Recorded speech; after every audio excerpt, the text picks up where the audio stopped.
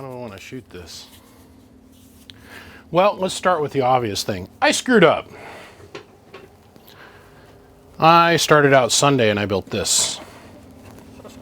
I wasn't planning on doing these back to back like this, but I built this on Sunday. Now, I go and I put this on Patreon. If you guys don't know how this works, if you've ever wondered why every single time I put a video up and it says sold, the reason I put it up and it says sold is because I start talking about what I do every day in the Patreon group. These guys down here, these wonderful people down here that come and show love and support to the YouTube channel, they get early access to everything I do over here. They find out what I'm working on every day. They get to know what's going on behind the scenes. I do live feed content for them. I do video. I do all kinds of stuff. Well, me being silly started out on Sunday, and I put this up here, and I said I'm building this amp. Woo, you know. And one of the guys from Patreon says, "I'll take it." Well, actually, what happened is I had a gentleman call me and says, "Man, I'm looking for this, that, and the other thing." I said, "Cool, come join Patreon. I'm getting ready to build one of those right now." So he went and he joined Patreon. Well, one of my other Patreon subscribers, his name also starts with a D, he calls me and says, "I want to buy that box." And I went, "Oh, okay." So I proceeded to sell him this amplifier. And then this other gentleman, because I got confused, I thought that it was the same guy that called me. He calls me, he goes, "Man, this is yesterday," he goes, did I buy that amp from you?" I said, "I think so." And then I said his name, and he goes, "Yeah, that's me." And I said, "But dude, you're calling me from a different number than I've got for you over here." I said, "Did you call me from another line?" He goes, "No, huh?" What he did is he was up hanging out with his buddies and talking and chatting and, you know, doing truck drivery things. And, well, he couldn't remember if he bought this amp or not.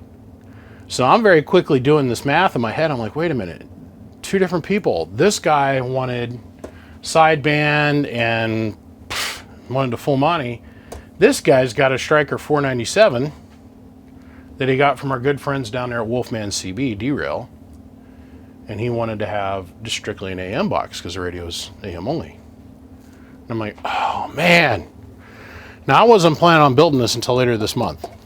I was going to come back to this another day and just have this sitting in reserve, this cabinet. But I'd realized that this is also a Patreon guy. Now this guy's a Patreon guy, and I'm like, oh, okay. So in an attempt to always do the right thing, I said to him, I said, "Dude, when I get done with all my errands and all my running around," because Monday, all I do all day Monday is I sit around and I talk on the phone.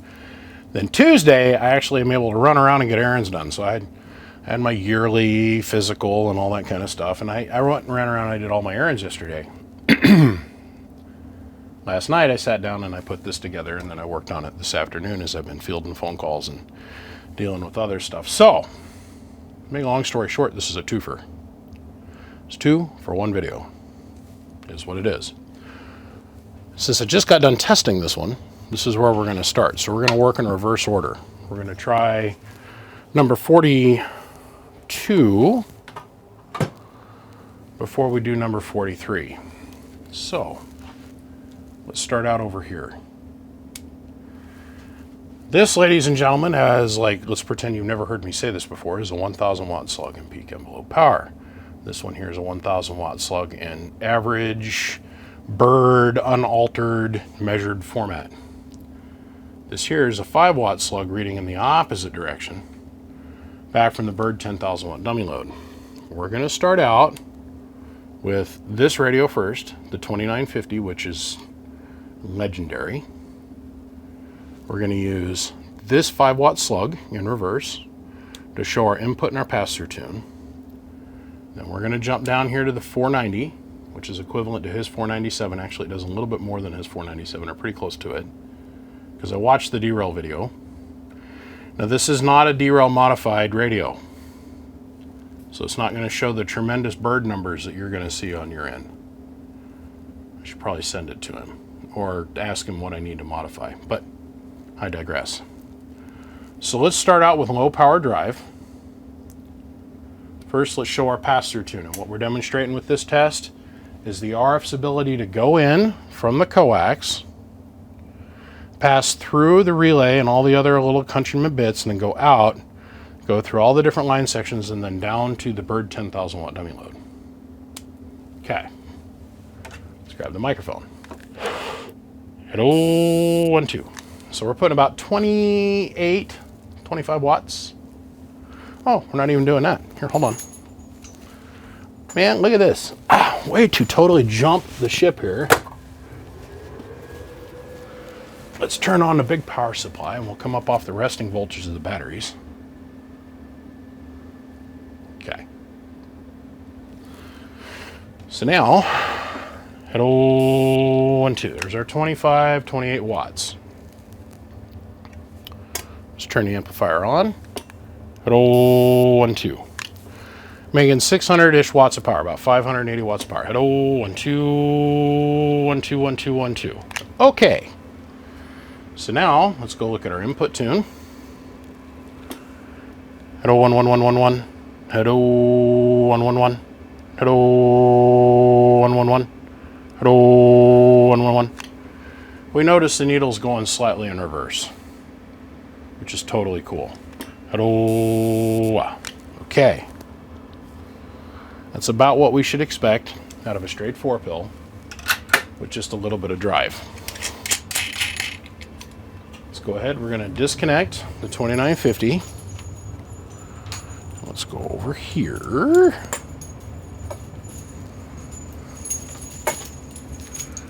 And now, shut the amp off. We're going to hook up the 497. Or 490, pardon me.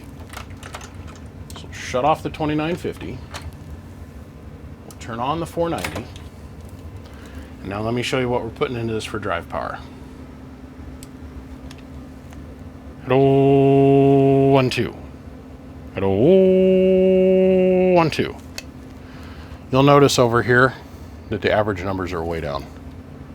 It's got all the meters in a row. Hello, 1, 2. The never move, 5 watt slug never moves. All right, so let's see what happens when we hit this with a couple hundred watts. Hello, 1, 2. Hello, 1, 2. 800 to 1,000 watts, like no big deal. Hello, 1, 2, 1, 2, 1, 2, 1, 2. But we're not seeing huge RMS power. The peak numbers are there, and it's all about the radio. Hello, 1, 2. Okay. So, for the most part, we're going to consider this tested. The input reflect is good. The pass-through reflect is good. The radios are putting on frequency power. We're good. This thing's going to go out and totally kick ass for my second friend. That's named Mr. D. Let's reset the workbench with the other amp. Okay. So, now what we're going to do is we're going to take this thing to its extreme. This one is biased for sideband. So, what we're going to use, we'll turn the amp off, or what we're going to use, pardon me, is the derail Striker 955. The derail 955 Striker, hello, 1, 2, makes about 125, 130 watts. On sideband, hello, 1, 2. Now if I turn the power up, hello, 1, 2. Please note how the peak and the average numbers are moving the same. Hello, audio, roughly. Okay. So we'll switch back over to AM. Now we'll turn our dead key level down. We are going to need at least just hair underneath a watt, and this amp will engage itself. So I'll turn that back around. Once again, amplifier number 2. What we're going to start off with is we're going to demonstrate the radio's ability for the RF to leave the radio, pass through the bird meter, come down the workbench, come through this piece of coax, go through the amplifier, come past all the keying circuitry, go out the amp, go through all the connectors, and go down to the bird meter. So, hello, 1, 2, 1, 2. Let's go up here. Let's look at the meter on the striker. Hello, 1, 2, 1, 2. And we'll come up here and we'll look at the bird meter. Hello, 1, 2, 1, 2, 1, 2.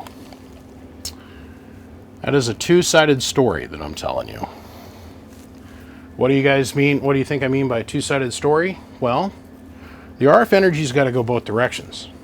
I say this over and over and over on video. This shouldn't even be confusing. It amazes me how many people get confused about this. The RF comes from the radio, but also in turn you have that little side called receive, which makes radio possible. The energy has to come from the antenna down through the coax up to the radio. So if I show it to you with a low SWR at 125, 130 watts passing through the relay circuit, then you know the microvolts that are coming down from the antenna back to the radio is doing the same thing. It's able to pass right through the device, and the device not interfering with the operation of the antenna and any of its processes, passing through or coming back. Okay, let's turn the amplifier on. So with 1 watt of carrier, this thing easily latches up. Ooh, RF got in a mic cable. So 1 watt going in makes about 10 watts of power going out. Hello, 1, 2. 925-ish watts. Hello, audio. About 300 bird. Okay. Let's go over to sideband. Now we're in the upper band, upper sideband. Makes no difference, upper lower sideband, doesn't matter. Amplifier does not care. Let's turn the power on the radio all the way up. Because on strikers, as we know, I'm over here twisting this knob, by the way. On strikers, as we know, you can vary the output power on the radio and it affects the total overall output power of the signal. On sideband, on AM, that knob, all it does is control the base dead carrier, or the base amount of power, and then from there it modulates forward. So we've got that thing cranked all the way to the right. Now we're going to make some meters jump. Ready? Hello. So let's do that again. Hello. 700 plus bird. 600 plus bird. Hello. Audio. And they wonder why we recommend an 100 watt power or 100 amp power supply for 4-pill. Hello, 1, 2. Now, I don't want to do too many tests on it on sideband without putting some air on things. But hello, 1, 2, 1, 2, audio. Hello, they call me BBI. Hello, 1, 2, 1, 2, 1, 2. We've got a really good sideband delay going on. Let's click back over to AM and demonstrate that. Turn the carrier back down a little bit. Now we're back to AM. So we've got the sideband switch up.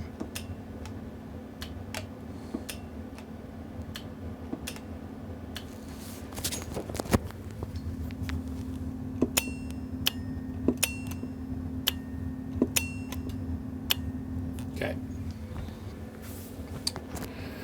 We want to have just enough capacitance right here to be able to hold this relay shut in between you talking and not talking. Hello, my name is, and you don't want the relay to be going in between each one of your words and arcing every single time you talk. It just wears the contacts out on the relay. So, well, that's it. These two things are tested. The only thing I got to do now is put the tins on this one, put the warranty sticker on this one, and get it sent out of here. The other one doesn't get to leave till next week because I want to put an Anderson clip on it. I want to build him power cables that come from his battery. I'm going to build him coax that comes from his radio down the amp. And then I want to build him coax that goes from the amp to the antenna. So that's all going to take next week. take place next week. So, gentlemen, I want to say thank you. Big shout out to my Patreon supporters. God bless you, gentlemen. YouTube has successfully screwed their platform completely up. I'm also thinking about starting a Rumble channel at this point. They're to the point now, YouTube's to the point now where they don't pay anything at all. Hardly anything at all. I can do 25 videos a month, and I'll be lucky if I get a $50 paycheck from YouTube. So the Patreon supporters are the ones that truly make this happen for all of you guys to enjoy and allow me to be here, to be able to answer the phone, all that kind of stuff for everybody. So I want to say thanks to them. Big shout out to Siglent, Bird, Coaxial Dynamics, and Excess Power. Appreciate you guys. On to the next projects. We are finally going to start into the RO process before the end of this week. I'll see you.